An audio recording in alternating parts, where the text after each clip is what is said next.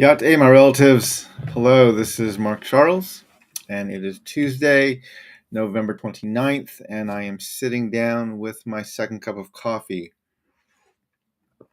I want to thank everyone for joining this morning. I hope that we're able to have a very good discussion. As you notice from the title of this live stream, today is the 158th anniversary of the massacre that occurred at Sand Creek of the Cheyenne and Arapahoe people. And there's a lot of things I want to talk about today, but I want to start by talking about this massacre that took place. Um, if you follow me on social media, you will know that I tweeted out and put up on my YouTube, on my social media last night. Well, let me calm down.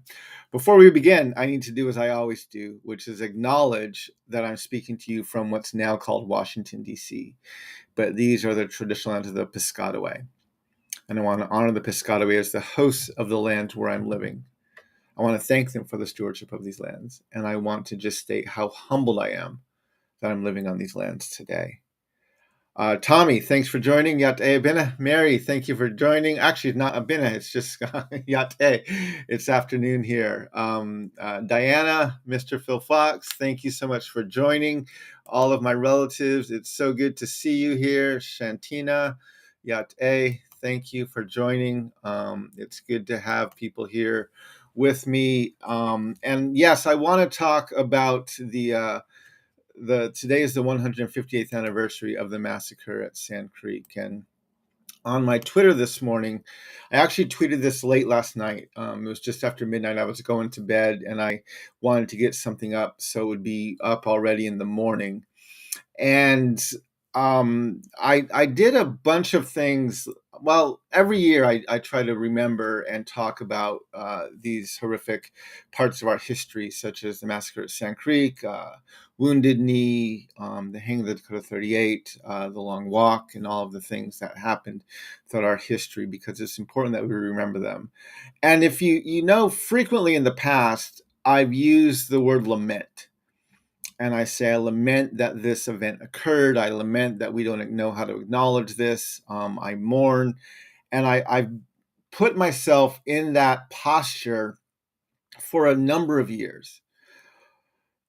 This past year, and maybe even about a year and a half ago, I began to move out of using that language of lament. And I began to think, what are other ways that I can acknowledge this, but begin to go past just lamenting it, but to actually begin to try and proactively do something to address it. And so this year, I decided to use the hashtag Never Forget. Now, if you know this hashtag is frequently used by white people on 9/11. And every time the anniversary of 9/11 comes up, the hashtag Never Forget is used. And it's very interesting because they used that hashtag on 9/11 when our country was attacked. But when we talk about our native history, we talk about these massacres and things like that, the response is always, you have to move past it. You have to get over it. Just move on and let bygones be bygones. And that's not healthy. I'm not saying we have to dwell on it. We have to let it consume us, but we have to acknowledge it. We have to remember it if we never want to commit it again. And so this year, I very intentionally use the phrase or the hashtag Never Forget. And I said, never forget that on November 29th, 1864, in accordance with the genocidal policies of Abraham Lincoln, who was intent on ethnically cleansing the central, northern, and southern routes of the Transcontinental Railway, the massacre of the Cheyenne and Arapahoe people occurred at Sand Creek. And I spent about 20 minutes crafting that tweet because I didn't want to just acknowledge and remember what happened at Sand Creek, but I wanted to make sure that our country knew how to place this event in context. And the context is right in the middle of the genocidal policies of Abraham Lincoln. And it's important that we remember that because this nation loves Lincoln. right? They love to hold up Lincoln as the savior of this country and the person who abolished slavery and all these other mythological lies about him. And they don't know how to acknowledge, or they don't acknowledge that Abraham Lincoln was actually, hold on, it says my battery's going to die, even though my phone's plugged in. Let me see if that fixes it. Interesting. I don't know what's going on. Well, if it dies, we'll see what happens, and we'll maybe try and do this again. But let me actually turn it around and see if that's going to fix it. It says it's even charging.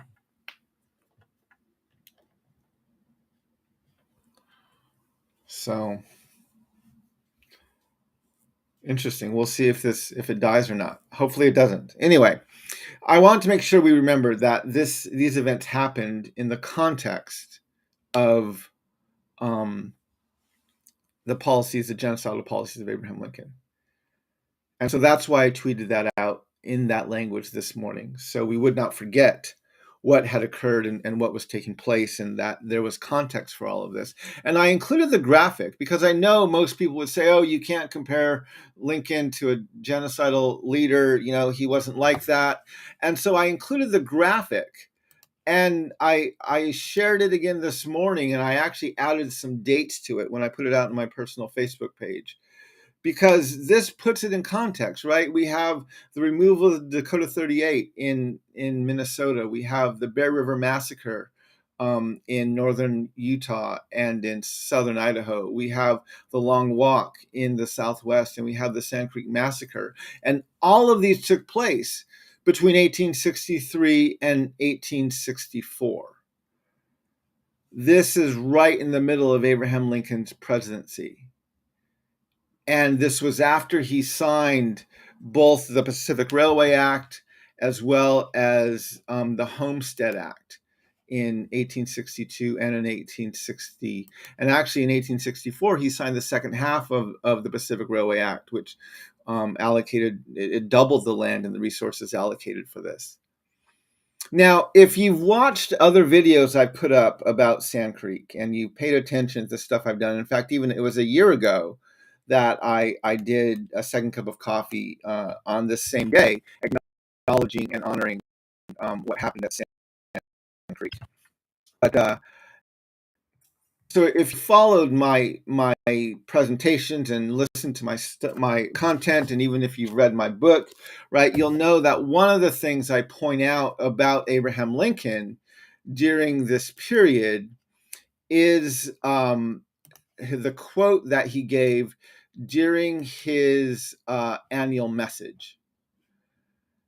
And it was during this annual message in 1864 that he said 1.5 million acres were entered in under the Homestead Law, and the great enterprise of connecting the Atlantic with the Pacific states by railway and telegraph lines has been entered upon with a vigor that gives assurance of success. And so, right, it's in his annual message in 1864 that Abraham Lincoln basically tells us what he's doing, which is he is trying to complete this transcontinental railway. And there are three major routes. The northern route went up on the top of the country. The southern route went in the middle, and then the central route, and then the southern route went through Arizona, New Mexico, and came out near Los Angeles. And so he was explaining what he was doing, and he was actually very confident that we were going to be successful.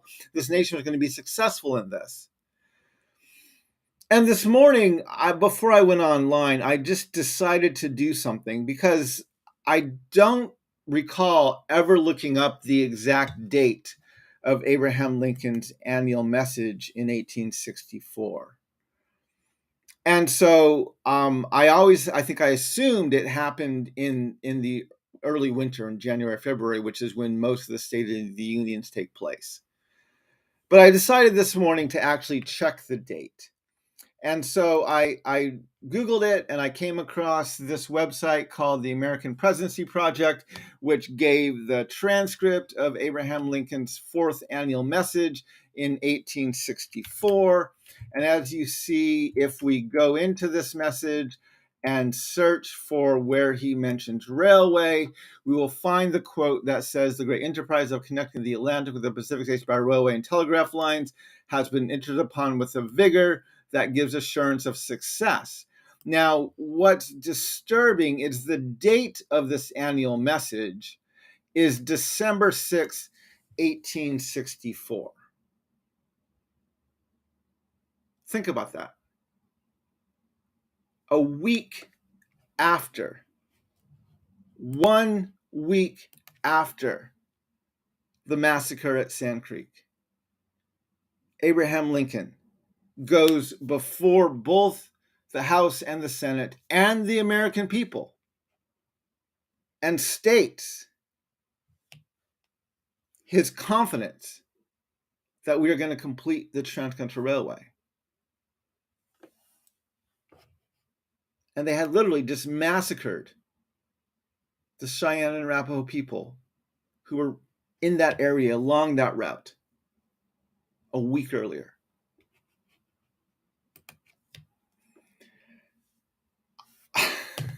I'm going to be honest. I had to, I collapsed in my chair. I couldn't. The more you research this crap, the worse it is. Every single time, the deeper you dig, the worse it gets. I tried calling some people because I had to extrovert this and I couldn't get a hold of anybody. And so I actually broke one of my rules, which is I came online and I decided to do this, even though I haven't even fully processed that last piece of information yet. And so you're hearing some of my actual shock that I literally just put that date together half an hour ago. And I decided that I was going to just come on and share that shock with you. Because this history is horrific. A week after the Sand Creek Massacre, 1 week after slaughtering more than 200 men, women, and children of the Cheyenne and Arapahoe at Sand Creek, Abraham Lincoln states to the American people that the great enterprise of connecting the Atlantic with the Pacific states by railway and telegraph lines has been entered upon with a vigor that gives assurance of success. This man was celebrating the removal of the Dakota and Winnebago that happened in Minnesota, the Bear River Massacre, which happened in northern Utah and northern Idaho, the Long Walk and the rounding up of the Navajo and the Mescalero Apache from the Southwest, and the Sand Creek Massacre that had literally took place a frickin' week earlier. The guy was vile. The guy was vile.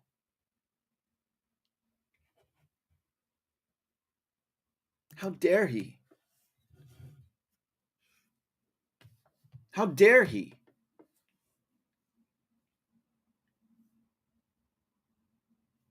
Abraham Lincoln was a blatant, unapologetic, self-proclaimed white supremacist and one of the most genocidal presidents in our nation's history who literally celebrated the ethnic cleansing of Turtle Island and the genocide of Native peoples, counted it as an accomplishment.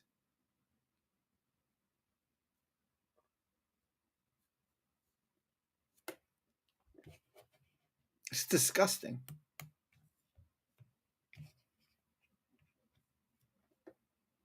It's disgusting.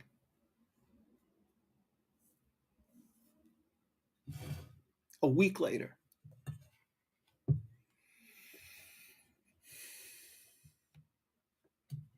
Anyway, never forget. I'm done lamenting. Never forget.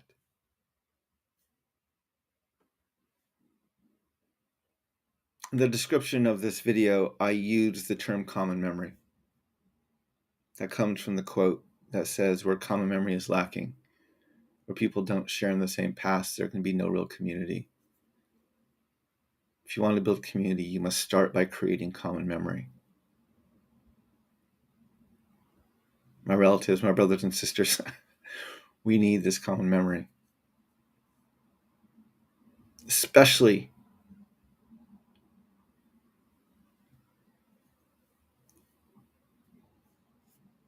for white people.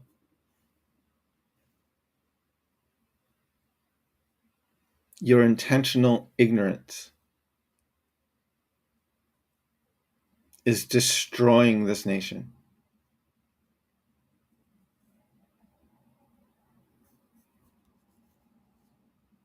We have to learn how to talk about this stuff. And we have to stop celebrating our racist, sexist, and white supremacist foundations. Our racist, sexist, white supremacists, and genocidal leaders. This goes beyond Columbus. This goes beyond Andrew Jackson. Abraham Lincoln disgusts me. He disgusts me.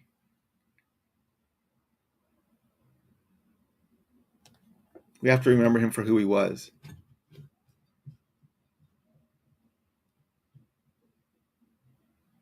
A blatant, unapologetic, self-proclaimed white supremacist and one of the most genocidal presidents in our nation's history. Never forget, my relatives. Never forget. I had a few other things I wanted to talk about today, but I think I'm going to save them for tomorrow.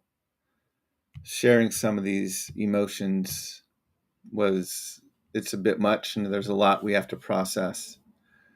I will share this. I shared this on YouTube earlier this week, or late last week. I put this up on Thanksgiving Day. It was basically my thinking on why I no longer celebrate Thanksgiving, and neither should you. And I posted that again, just like I did today, just after midnight, the early morning of Thanksgiving, and I allowed it to play that whole day. I mean, I shared it on YouTube, on Facebook, on Twitter, on Instagram, and it received to date about over 2,400 views of that video, with a good portion of the people watching a large section of the video. It's it's over an hour long, so it's a long video. But I go through the entire history of Thanksgiving, and talk about how this nation has used Thanksgiving to celebrate the destruction and the genocide and the dehumanization of indigenous peoples since its founding through literally this decade. And I laid it out, and I've gotten some very good response from it, and I'm appreciative for that. I recorded that video about a month ago, because on my Patreon site, I have what's called a Join the Conversation tier, which gives people access to new content that I'm creating or I'm thinking about or I'm discussing. And I give it in a form of a presentation or a lecture. And I gave that last month in October, and then I was able to kind of repurpose it and share it publicly this month, to go out for a broader dialogue. And so and also on my Patreon, every month I have a Q&A where I try to foster discussion and go more in depth to whatever I've been talking about the month before, things I've written, the book I co-authored on selling truths, other things like that. And so I'm going to have my Q&A, my monthly Q&A tonight. It's going to be at 8:00 Eastern time, 5 p.m. Pacific time. It's on a Zoom call. You have to be a member of my Patreon to get access to it, but you can join one of the lower tiers. My most popular tier is called the Ask Questions tier. and it gives access to Q&As like this, and it's $10 a month. But if you'd like to join that dialogue this evening, I'm going to put the link for my Patreon into the YouTube channel here, and I encourage you to join me for this. In the past, we've had some really good discussions and had some good Q&A. I'm trying to always find the best time to do it. It seems like the evenings works well for people, better than doing it during the day. But if you can't make it live, but you'd like to ask me a question, you can always submit me a question on my Patreon, and then I post the video on there as well, so it can be viewed later if you can't make the live stream or the Zoom call. But anyway, so I wanted to put that out there. And then I also just wanted to let people know that I'm still trying to promote and get my book out there as much as I possibly can. The book I co-authored with Sungchan Ra on Selling Truths. For the entire month of November, I've been offering free shipping. And so whether you order one book or whether you order 20 books, you will receive free shipping on it. I'm doing that just to reduce the expense of getting the book to people. And then also in the month of December, through the month of December, I started it last week, and through the month of December, I've added a gift wrapping option. So if you want to initiate a conversation about the doctrine of discovery with relatives or friends, and you don't quite know how to have that in a conversation, one way is you can give them a copy of my book. And so I've added a gift wrapping option. So if you'd like to send it to someone for Christmas, you can select the gift wrapping option. You can put in a message, and you can select to have it gift wrapped before it's sent out. And if you do that today or tomorrow, you'll also get not only the free gift wrapping, but also the free shipping. So it's a bit of incentive if you'd like to do that. But yeah, I'm continuing to do as much as I can here on YouTube, on my social media, through the resources I've created, through the videos I'm producing, whether it's on Patreon or here on a more public social media. I am trying to do whatever I can to engage this dialogue, to build this common memory. I'm not trying to shame people. I'm not trying to just give people a taste of their own medicine. I'm working to build this common memory so that we can have a healthier community, because we desperately need it, my relatives. We desperately need it. We celebrate some horrific things in this nation, and we need to stop.